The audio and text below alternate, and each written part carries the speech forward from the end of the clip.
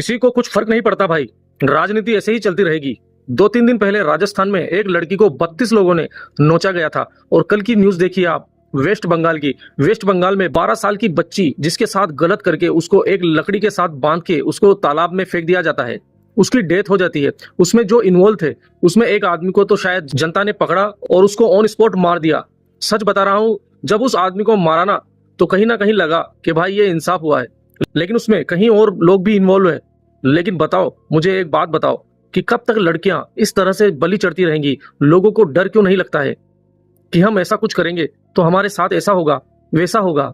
क्योंकि हमारे देश में सख्त कानून ही नहीं है इसके लिए, कोई सजा ही नहीं है इसके लिए। जिन लोगों को जेल हो जाती है ना, शायद वो तो जेल में सेफ फील करते हैं कि हमको जेल में ही तो डाल रहे हैं ना, खाना भी मिलेगा, अच्छे से केयर भी होगी और कुछ दिन में हम छूट जाएंगे, क्या फर्क पड़ता है? बट लोगों के हाथ ना लग जाए हम कहीं, क्योंकि लोगों के हाथ लग गए तो लोग मार ही डालेंगे।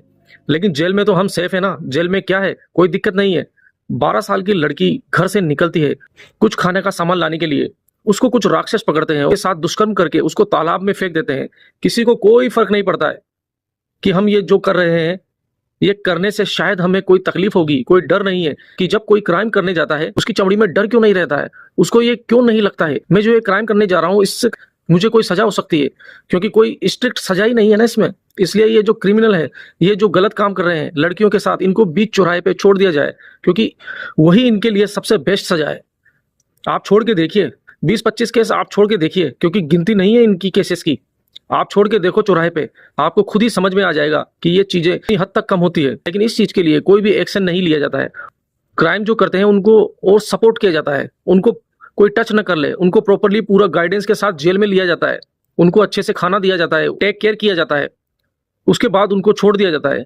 वो जेल में ही सेफ फील करते हैं। उनको लगता है कि हम कुछ भी कर ले, बस पुलिस हमें पकड़ ले जाएगी जो तो हम सेफ हैं, किसी के हाथ ना लगे हम।